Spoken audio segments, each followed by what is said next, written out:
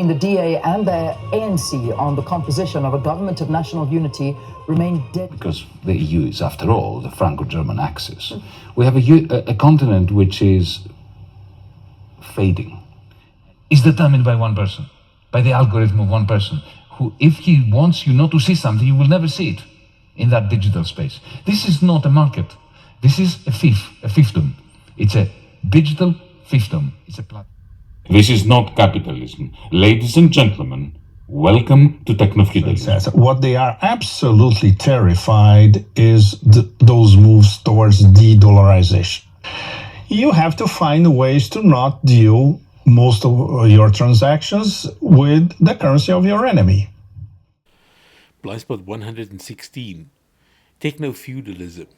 Europe is fading, according to Yanis Varoufakis, former Greek Minister of Finance, controversial figure in the time of Greece's extreme financial crisis in around 2015-16. Alexander Dugin on Russia now finally taking the step of saying, if you shoot us, we're going to shoot you. They declare war on the West. Pablo Escobar on geoeconomic war and why it is here to stay.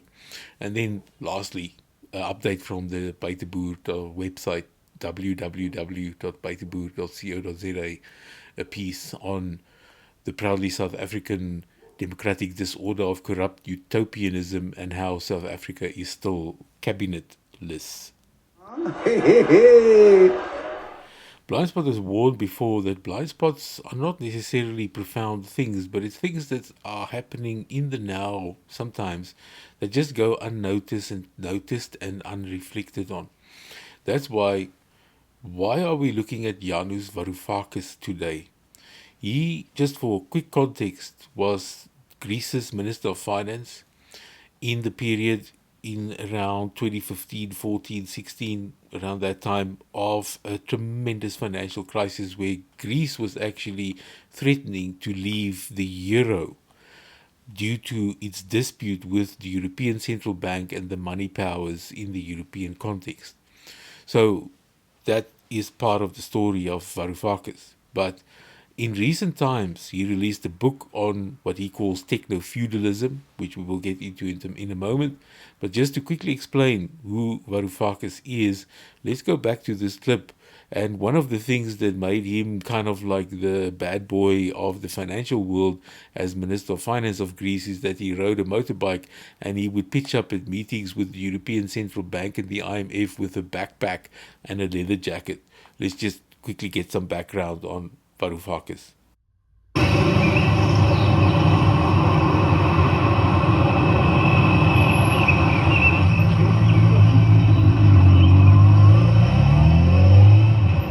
All the omens are that the patient is being poisoned by the medicine that is being applied. So here we have the former finance minister of Greece with very specific opinions at that point in time about the global financial architecture and specifically the conditions in the European Eurozone, and the need to ultimately, in some of his work, he would say, advocate for destroy the banks. So, nevertheless, now we see two dimensions coming to the fore. Varoufakis, in the next clip we're going to be quickly reflecting on, in a very recent interview, he reflects on the bigger picture of the outlook of Europe as a whole from a financial and political structural point of view. And it basically boils down to Varoufakis, former Greek finance minister, saying that what we are facing is a gradual and increasingly rapid fading of Europe on all levels: technological, financial, cultural, ethical, political. Let's see what he is saying about this. Now, this important is in the context of a world where European powers are, as we speak, as we covered in the previous blind spot, giving the green light for their long-range weapon systems to be used in attacks on the Russian Federation. A continent economically fading, politically fading, going to war. Very interesting. because the EU is, after all, the Franco-German axis. We have a continent which is fading and is becoming geostrategically, politically, ethically. We saw what's going on with migrants being drowned, intentionally more or less by the European Union policy in the Mediterranean. It's becoming a cross between irrelevant and toxic. But why? Especially at a time where there is a feeling that perhaps the United States may step back and Europe may need to step up, especially when it comes to the situation in Ukraine. We erected the European Union, especially after the introduction of the euro, on a fallacy that we can have a federal money, a joint common currency, but no federal political institutions. I think that the Brexiteers, even though I was against Brexit, the Brexiteers had a point, especially Margaret Thatcher before the Brexiteers came to the fore, for saying, look, you are creating a common central bank, but no common treasury. What are you doing? So this was a fair weather construction, which was doing really very well before the huge storm of 2008, the great financial crisis.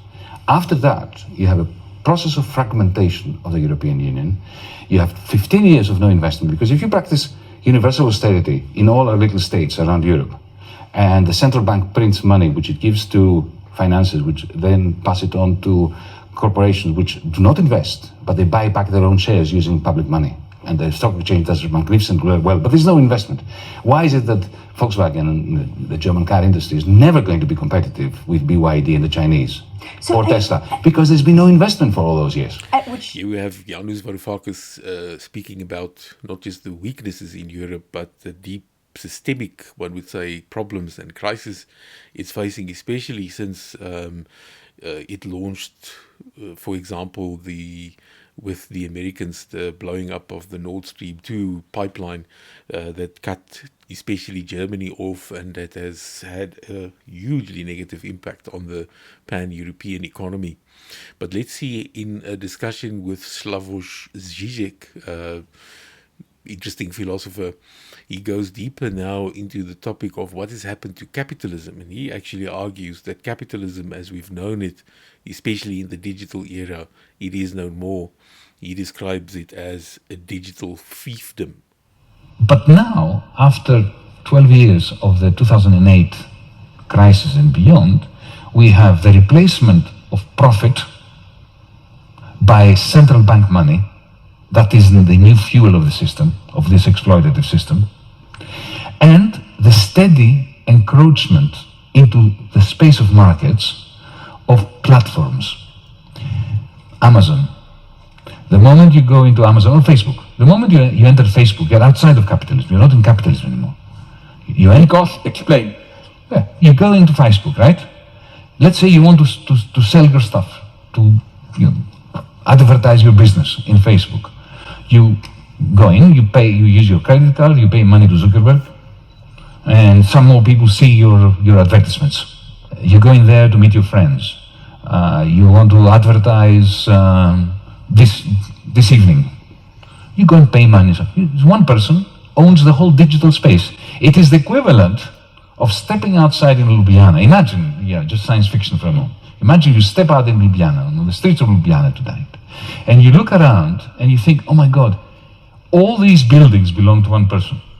Everything that is traded in the shops that I see is controlled by one person who decides what prices are charged, what prices are not charged, who can trade, who can't trade, who can buy, who can't buy. And moreover, imagine that Ljubljana operated like Facebook does or Amazon does, whereby what your eyes see is determined by one person, by the algorithm of one person, who, if he wants you not to see something, you will never see it in that digital space. This is not a market.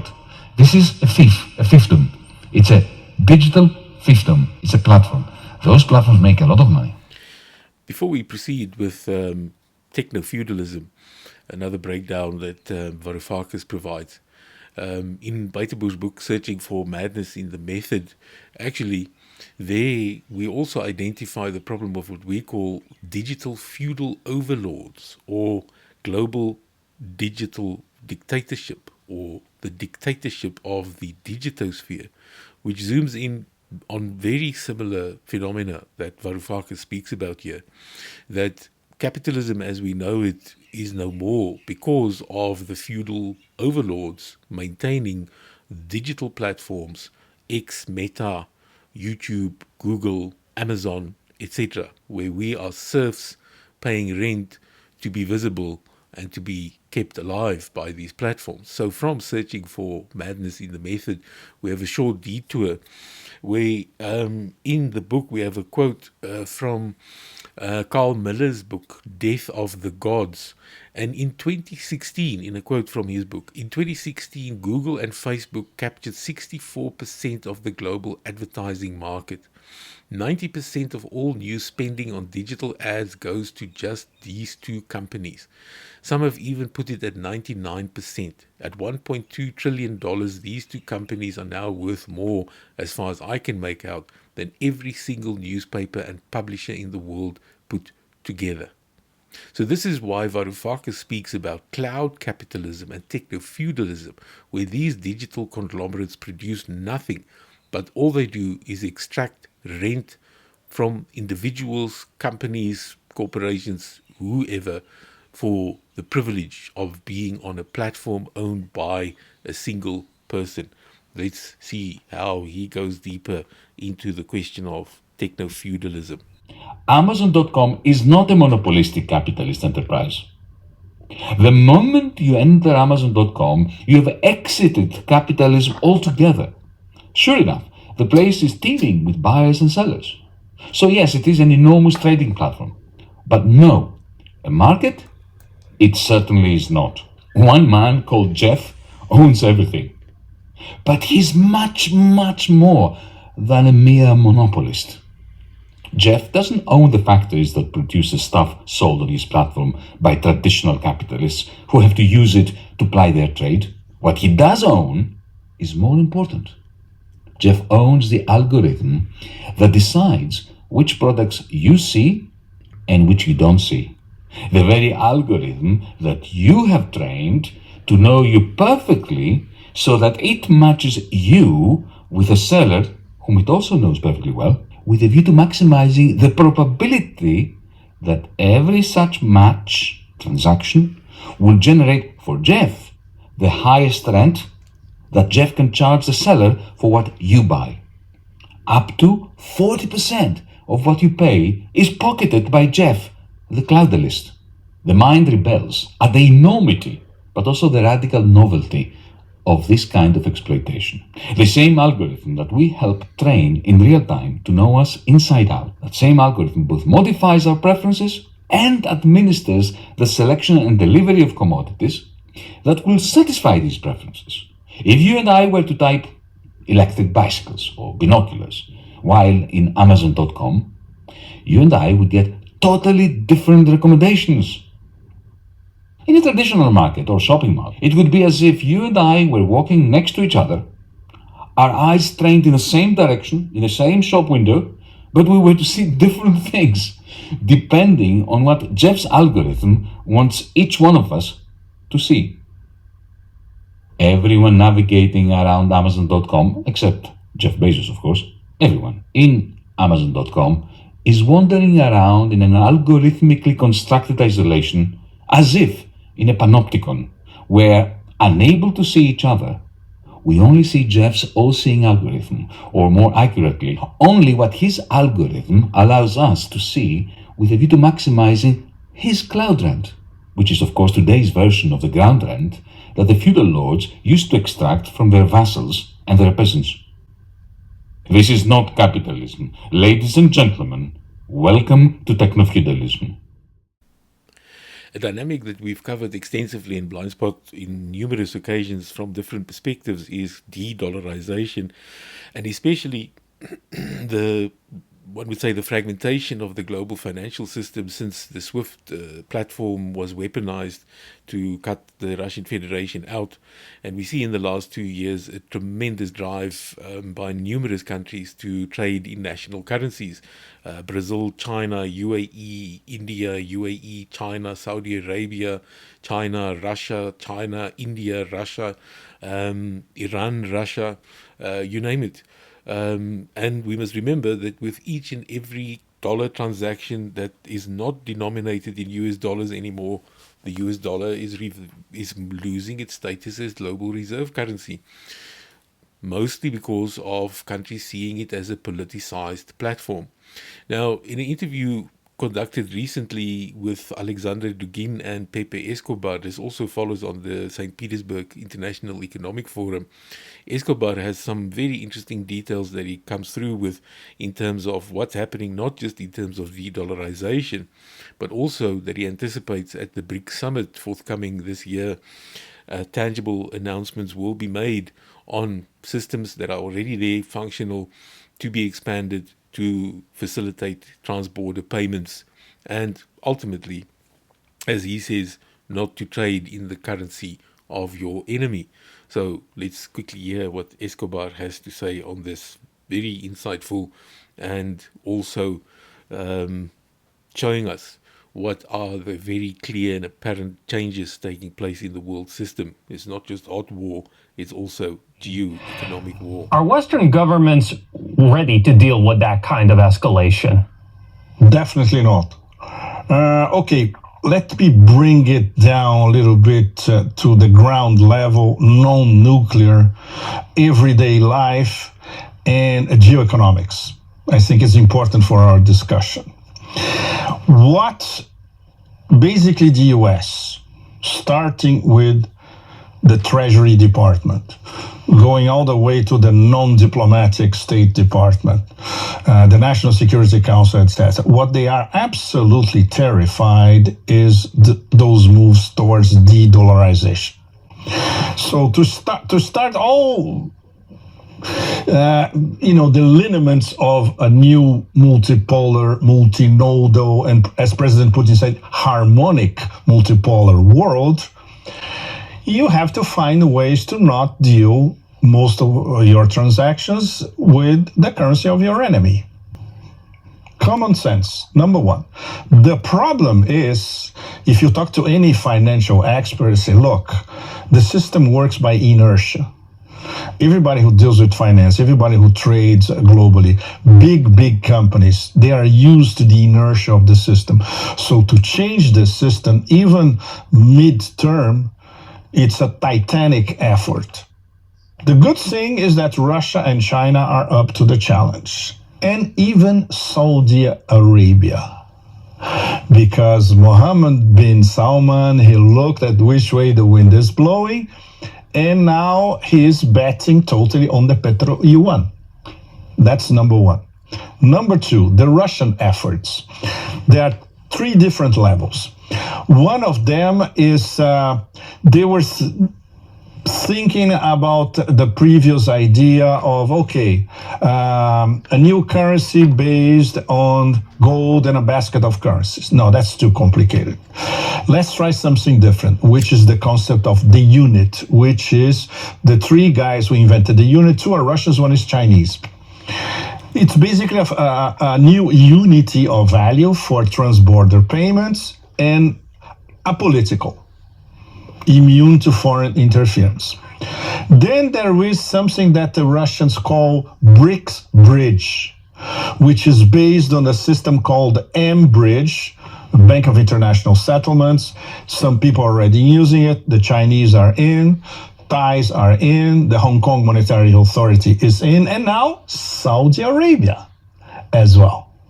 So I'll give you an example.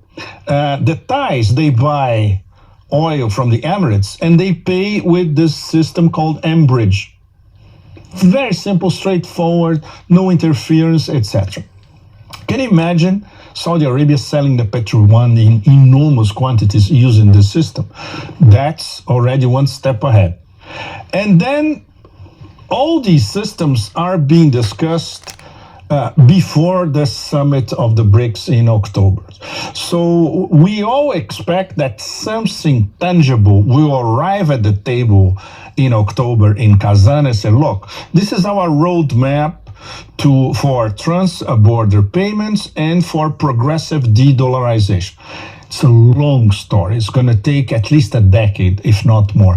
But this is the most important element, even more important than military clashes. In fact, the geoeconomic reorganization of the world is essential to create a multipolar world. Otherwise, we'll be running in circles. Just tuned in, 6:30. Let's get your news headlines to you this morning. Talks between the DA and the ANC on the composition of a government of national unity remain deadlocked. It's emerged that ANC President Cyril Ramaphosa has penned a scathing letter to DA leader John Steenhuisen, accusing him of shifting the goalposts in negotiations over cabinet positions.